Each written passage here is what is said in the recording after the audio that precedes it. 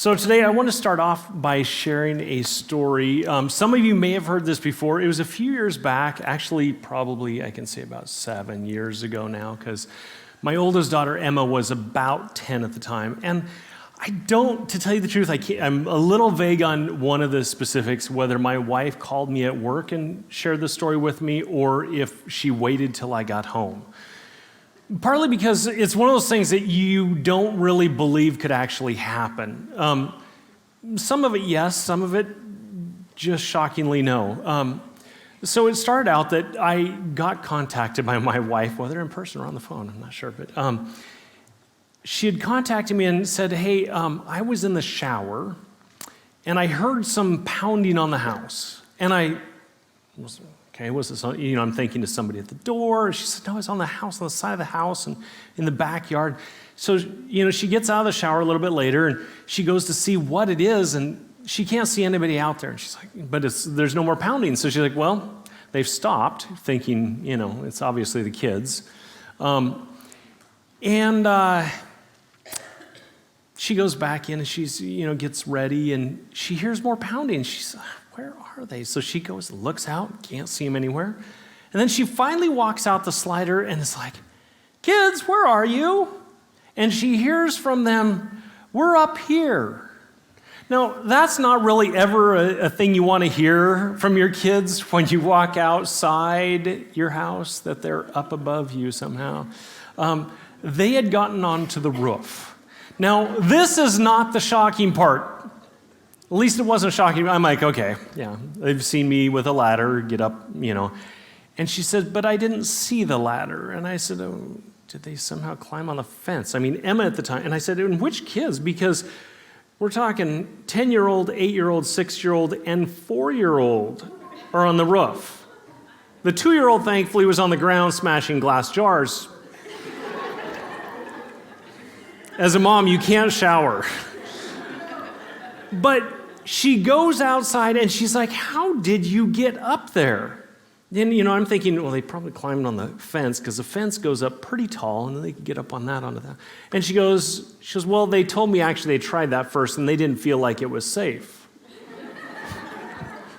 Okay, how did they get up there? And so she says, well, they took, that we have a little 4-foot plastic table. And they took the 4-foot plastic table and set it, and it still wasn't nearly close enough. So then they got a hand truck. What you use to move furniture with. They grabbed a hand truck and put that on top of the table.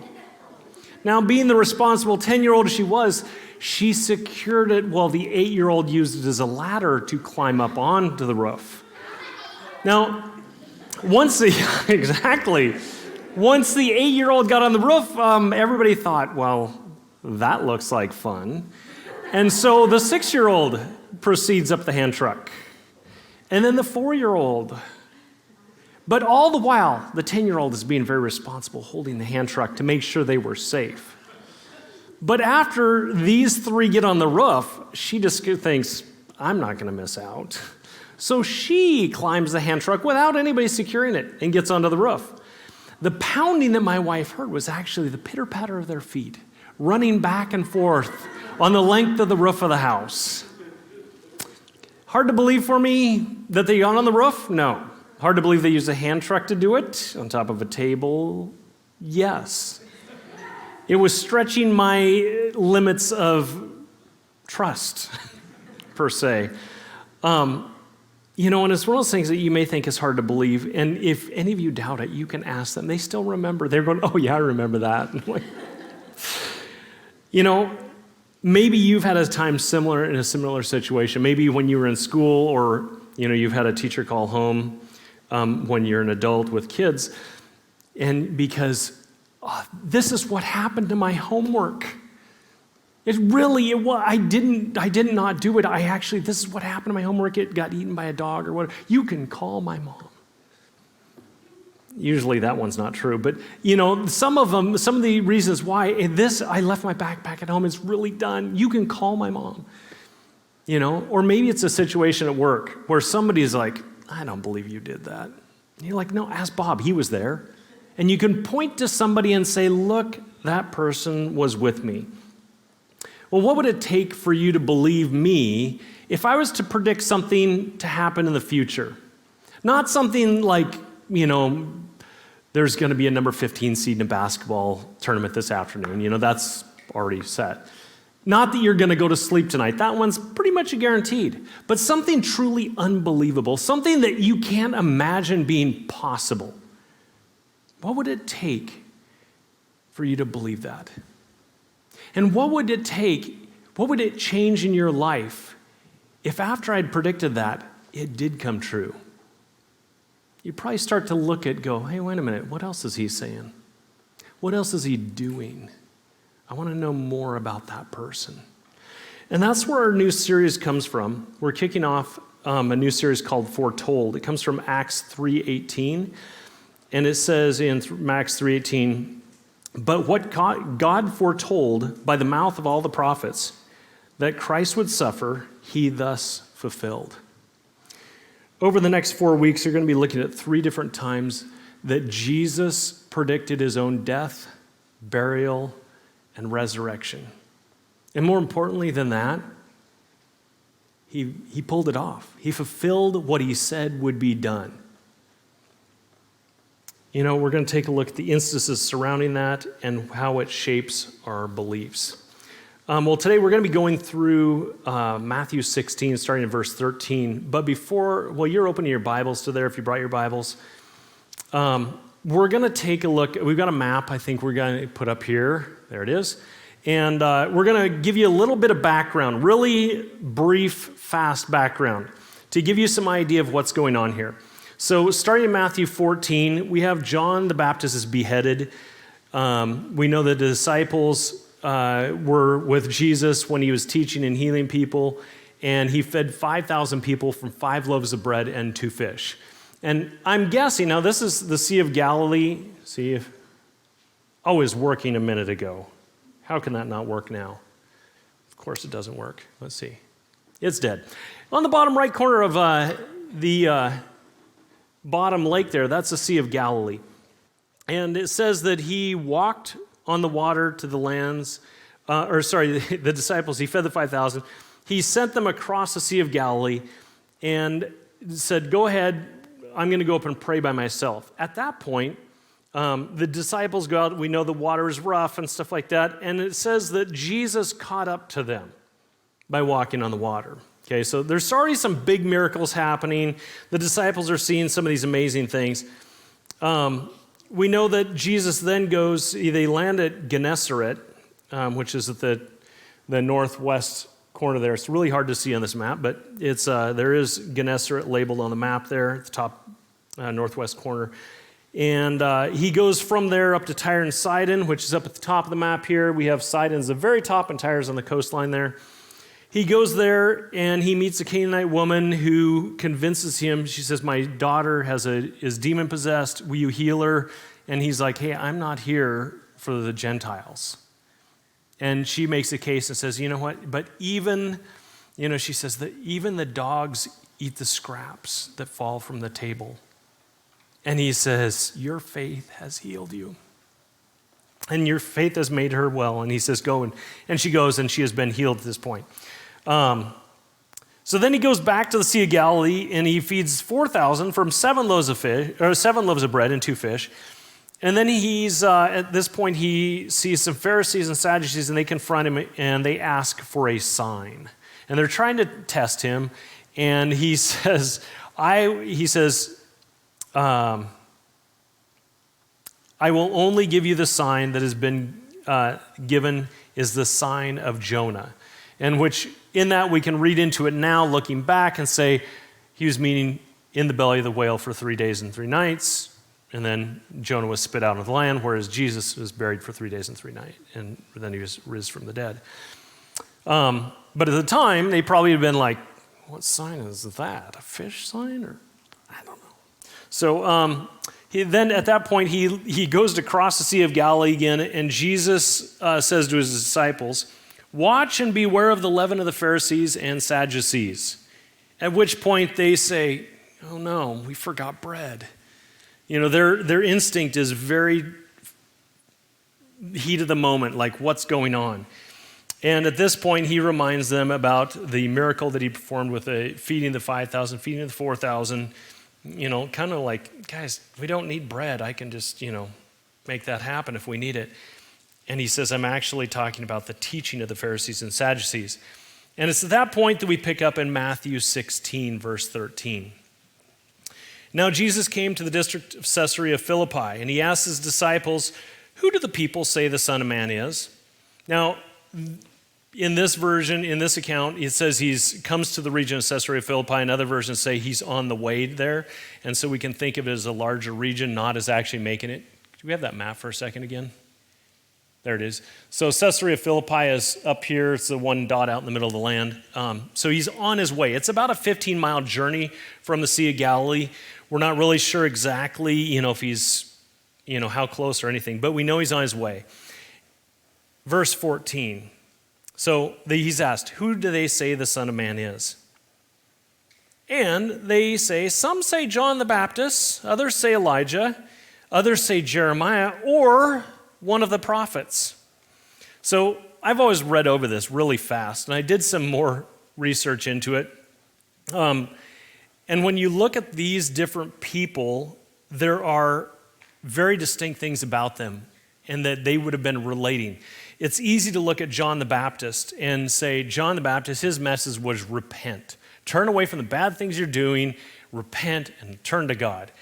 And Jesus starts out his ministry, actually, when he comes out of the desert in Matthew 4:17, it says, from that time on, Jesus began to preach, saying, repent, the kingdom of heaven is at hand. So both of them are saying, repent. So it's easy to say, oh yeah, John the Baptist. And then there's Elijah. Elijah was somebody in the Old Testament that performed all sorts of miracles, as well as Elisha did, as we learned this last summer. But they would have looked and said, oh, it's Elijah. Elijah, he's performing these miracles, which Jesus was performing miracles. Some say Jeremiah. Jeremiah, because Jeremiah was known as the weeping prophet, and Jesus was very compassionate for people. Jeremiah cared for the people, and so did Jesus. And then where it references one of the other prophets, that's actually a reference to, we believe, to Deuteronomy 18. Deuteronomy 18 says, Moses says that he will put the words in the mouth of a new prophet. So there's all these different things that you could go, oh, well, maybe this, maybe this. Jesus doesn't even acknowledge this. So he says, oh, the people say this. Verse 15, he said to them, but who do you say I am? Simon Peter replied, you are the Christ, the Son of the living God. The Christ, the Son of the living God. Now at the time we read this and we're like, oh yeah, we know this story. But in their time, this is a proclamation of something that would have been kind of new for them. Now, people did see Jesus, they see him do miracles or heal somebody, and they go, oh, you're the Christ. But keep in mind, they were picturing the Christ, the Messiah, as God coming to earth, and Jesus is. But here Peter says specifically, you are the Christ, the Son of the living God. You see, it's part of that Trinity of now there's God the Father and now there's God the Son. You are the Son of God here with us. Jesus validates his answer right after that. And he says, blessed are you, Simon Bar-Jonah. And Simon, I learned, means shifting sand. Now, shifting sand is kind of like, hey, I go this way and I go that way. Which Peter was kind of impulsive. So you could say, yeah, that's a pretty good example of him. But Jesus says here, he says, blessed are you, Simon Bar-Jonah, for flesh and blood have not revealed this to you, but my Father who is in heaven. Yeah, you didn't come up with this on your own. You didn't hear it from others. It came from my Father in heaven. That separation, that God is the Father and I am the Son and I am the Christ, that came from God. And I tell you, you are Peter. And the word they use here in the Greek is Petros, and it means little rock. And we always think of, when I've read through this before and I've heard, oh yeah, Petra. It's actually two different words here. So Peter is Petros, or little rock. And on this rock, the word is Petra, which means bedrock, I will build my church, my ecclesia, my gathering of people, and the gates of hell shall not prevail against it. On this bedrock. So I go, okay, what is this bedrock? This bedrock is that Jesus is the Christ, the Son of God. And every healthy church should be built around this. Every healthy church should be built around this. He ignored the facts of, Elijah, was doing miracles, and John the Baptist is saying, repent. Or Jeremiah cares for the people. He says, no, the foundation, the bedrock, the thing that is what a healthy church should be built on is Jesus. Is that Jesus is the Son of God. He is the Christ. And don't get me wrong, those other things, those are byproducts. Those are byproducts of a healthy church. There are miracles that happen. There are care for the needy and the downtrodden. There is a call for repentance. But those are byproducts. We first have to know Jesus before we can get to that point. Well, Jesus, we need to keep our focus on him. And then verse 19 says, I will give you the keys of the kingdom of heaven, and whatever you bind on earth shall be bound in heaven, and whatever you loose on earth shall be loosed in heaven. Now, there's some debate about this. Catholics point to this as Peter was the first pope. Look right here. He was given the keys to the kingdom. Now, there's a number of reasons this doesn't work, but I'm going to give you a modern day example. So here I have with me a key. This is a key to the church here. And Donnie gave it to me with a couple reasons. One, I needed to get in because I was teaching. The first time I was teaching, I was like, hey, I want to get there early and practice. And he's like, oh, yeah, here you go. And because Donnie and we have a unity that we believe the same things. We're on the same page. And there's other people here at the church that have keys as well. There's people that are council members or worship team leaders or leaders of ministry. And they have a key because we need access to the building. Now, I think that's where kind of the end of this analogy works, is because this is a building and we have keys to this. When Jesus says, I'm giving you keys to the kingdom, he's referring to, I'm going to give you something, Peter, to hold on to. I want you to hold on to this because you're going to use it to open all sorts of doors. You're going to find new areas that you did not even understand before, of ways to ministering to people. So he gives these imaginary keys to Peter. And he says, hey, hold on to these. Now, at this point, you may be thinking, is any high schooler that gets their driver's license thinks, when you ask for the keys to your parents' car and they give them to you, first thing you do, you're going for the car, right? And I think the disciples would have been like, Peter, you got the keys, let's go, Let's take this out for a spin. We know that he is the Christ. We're going to go and tell everybody. And Jesus follows that up in verse 20. He says, then he strictly charged them, the disciples, to tell no one that he was the Christ. But I got the keys, Jesus. Tell no one. And there was a good reason for saying this. If they'd gone out then to tell people that Jesus was the Christ, they would have gone to the wrong people with the wrong message at the wrong time. You see, the disciples that are like, Jesus is the Messiah, he's the King of the Jews. Let's go tell all the Jews that Jesus is here, he's going to reign in Jerusalem. And Jesus saying, no, we did that already. Back in chapter 12, Jesus had gone to the head of the Jewish people, to the leaders, and they rejected him.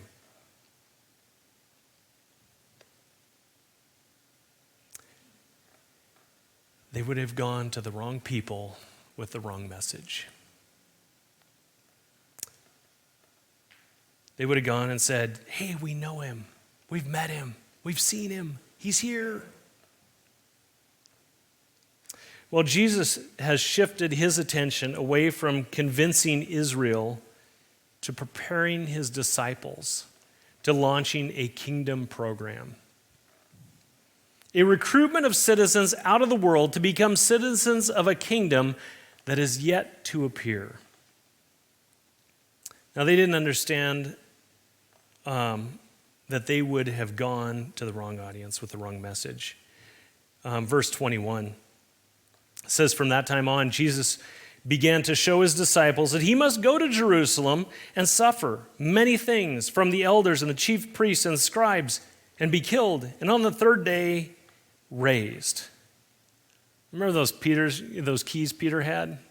He thought, I got those keys. I got some authority. I need to correct Jesus. And so he approaches Jesus and he says, Peter took him aside. Like we've all done this. You're at the dinner table and somebody says something and you're like, hey, could I talk to you in the other room? Come here. And Peter took him aside and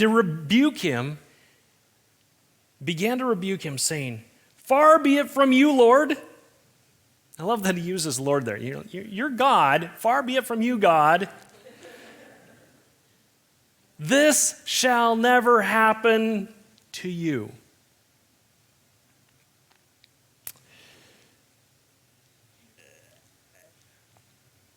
He goes from, you're the Christ. You're the Messiah. You're God. Let me tell you who's in. You're doing it all wrong. In just a few miles down the road. But then Jesus turns to him in verse 23. But he turned to Peter and said, get behind me, Satan. You are a hindrance to me, for you are not setting your mind on things of God, but on things of man. Just a couple miles down the road, everything changed from, I've got the keys, to, oh, he's calling me Satan. It's kind of a big turnaround. Now, it's easiest for us looking back to think that Peter and the disciples are maybe deaf or blind.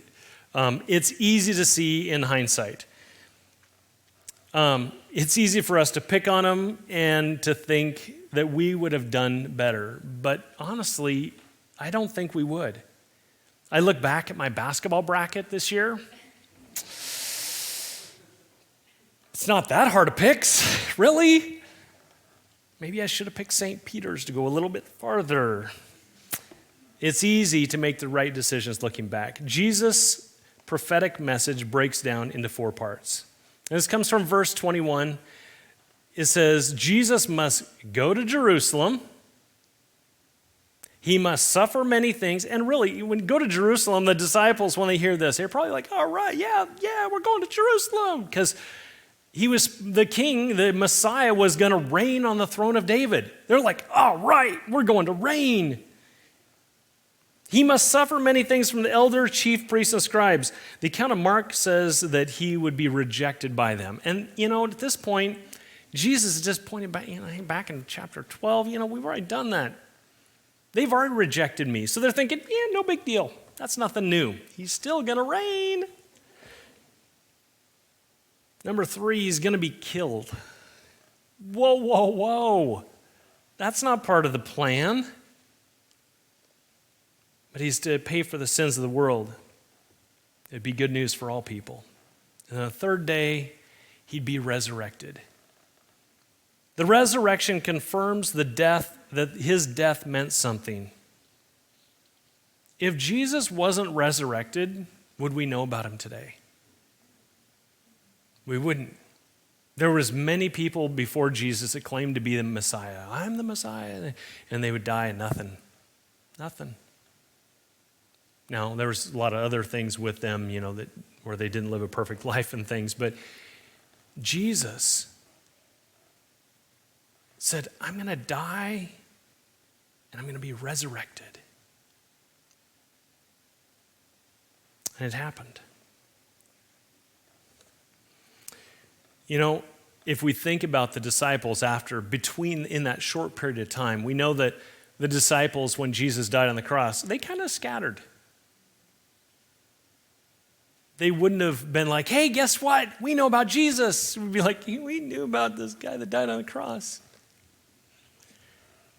No, Jesus was resurrected. He comes back and he appears to hundreds of people. And he goes to Peter and calls him back. Says, Peter, feed my sheep.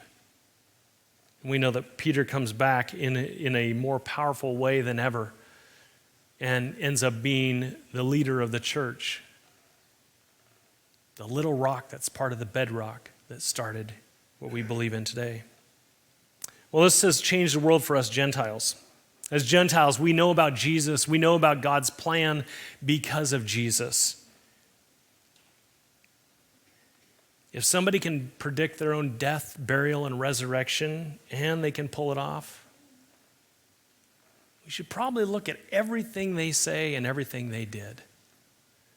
And Jesus points himself. He points to the Old Testament. He quotes Old Testament all the time and says, look here, points back. There's a treasure trove in the Old Testament that also predicts Jesus' death, burial, and resurrection. And this is probably not something that most people keyed in on. They're like, he's going to reign. That's the message that everybody's, it's like my kids this last week got a chance to go skiing for the first time. So, skiing, yay. But it's like, hey, to get ready for skiing, there's all these things we have to do. And the focus is all skiing, So I think they were in the same boat of like, hey, we're focusing that Jesus, the Messiah, is going to come and he's going to reign. We can look at Isaiah 53. We're not going to put it up there or anything, but Isaiah 53 tells us that Jesus would die for the sins of the world. Hosea 6, that he'd rise on the third day. We have Psalm 22 that gives a detailed account of his death. And we're going to actually read through part of Psalm 22 today, verses 14 through 19. Verse 14 says, I am poured out like water, and my bones are out of joint.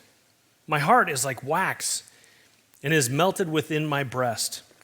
We know from the crucifixion that when somebody dies, that the blood stops pumping, and it says, and in the crucifixion we hear that when he was pierced, something like water comes out. So that would have been, the Romans would use a spear to puncture through the ribs and to puncture the heart. And that way they could identify for sure if somebody was truly dead. So his heart is like wax, is melted within my breast. My strength is dried up like a potsherd, and I had to look that one up. It's like a broken shard of clay pot. And my tongue sticks to my jaw, and you lay me in the dust of death. For dogs encompass me, a company of evildoers encircles me. They have pierced my hands and feet. I can count all my bones. They stare and gloat over me. The part where it says they can count all my bones, that's another prophetic thing where no bone will be broken, which was fulfilled. They divided my garments among them, and for my clothing they cast lots. We know that's another thing that happened at the crucifixion of Jesus, that they cast lots for his garments. But you, O Lord, do not be far off. O you, my help, come quickly to my aid. And we all see this in the Bible that we have. But ask yourself this: are you in a different situation fundamentally than they were? That is to say, we all have some Bible knowledge, some more than others. But do you understand God's plan? Knowing all aspects of the plan and knowing knowing some aspects of his plan and knowing his entire plan are two very different things. So, how well do you understand God's plan for the whole world? Could you give me details right now of God's entire plan? No. Could I? No. Could I tell you God's full plan and intention for his church, the church as a whole? I don't think so. Can you give me his plan for this church? I doubt it. How about his plan for your entire life? Do we realize how much we don't know? Do we realize how much we don't know? Just like the disciples going along with Jesus, going, all right, I got the keys. It's easy to be part of a church that focuses on the Bible like we do, and especially if you're a Bible student or somebody that studies the Bible regularly, to think that you know all that you need to know. And that, I know it, and so, and every now and then I check back in with Jesus. Now, we never say that. That's not, what we'd ever say. But sometimes we operate that way. It's like, oh, yeah, I'll do my devotions tomorrow.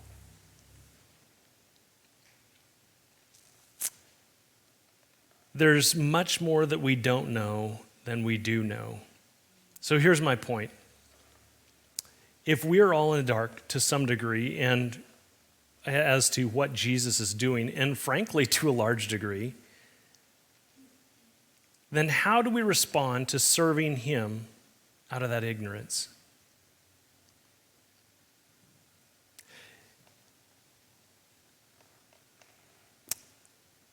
These guys are ready to go out with the wrong message to the wrong group of people. And Jesus says it is better to do nothing. And that kind of leaves us going, where am I at? So do we march out into ignorance? How do ignorant, finite people serve an infinite, omniscient God? It's easier than it sounds by that statement. That statement makes it sound like, yeah, there's no chance. But really, is to just do what he tells you to do when he tells you to do it, and nothing more. Some of you are thinking, how does that happen? I don't really hear a voice. Do you hear a voice? I don't hear a voice. He doesn't talk to me. If we're someone that's saying, if you're, or even myself, as someone that's saying that, it just means that you need to develop listening skills. People all over the Christian faith are making decisions based on how the Lord is impressing something on their hearts. They feel that confidence and they make a decision. Yeah, there may be some doubt, but it's enough to make a decision.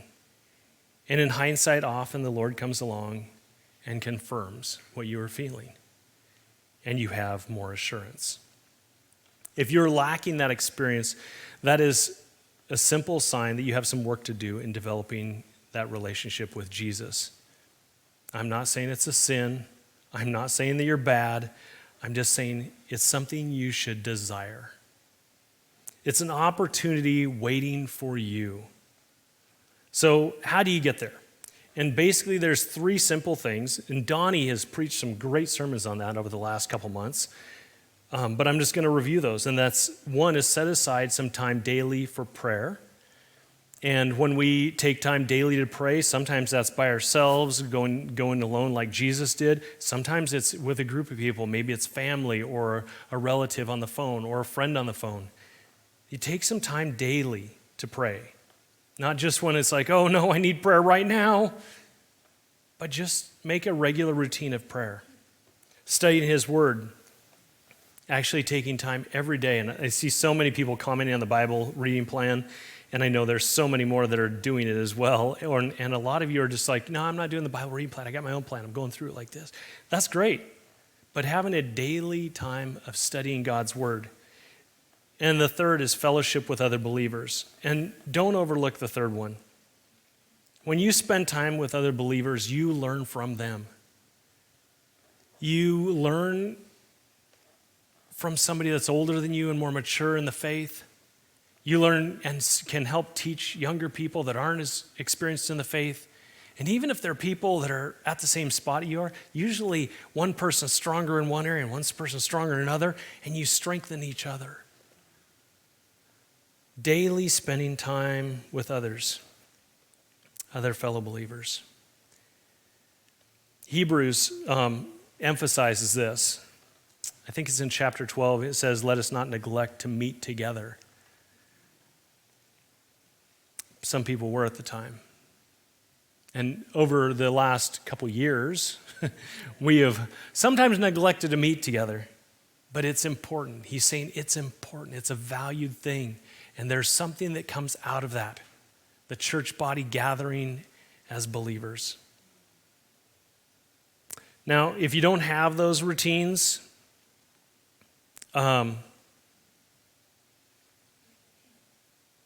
you will grow as a believer and become more mature, which leads you to being able to grow in the Lord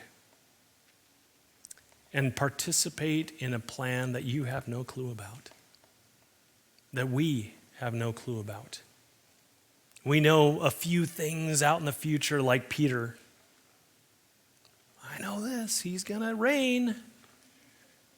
Yeah, that's a long ways off, Peter. You don't understand yet. If you follow all those routines, though, you're more like these men, like the disciples who were with Jesus, but they're armed with a little bit of information, but are clueless about the big picture. And they're probably more dangerous to themselves and others than they were help to Jesus at that moment. If you've never developed these routines at all and you have a world of experiences that are waiting for you, and in the meantime, you probably feel like you've been spinning your wheels, usually means we need to get closer to Jesus. Jesus is the Christ, the Son of the living God. This is what we need. This is the person that we need to have a relationship with every day. Will you bow your heads with me? Lord Jesus, we look to you as the living God. Jesus, you are God the Father's Son. You are our Savior. And Jesus, we put our trust in you, the bedrock of our faith. And Jesus, I pray that today these things would take hold in our heart, that you would impress them upon us, Lord, that they would be things that we can apply and that we can walk away knowing that you are guiding us. Lord, we trust you and we look to you. In Jesus' name we pray. Amen.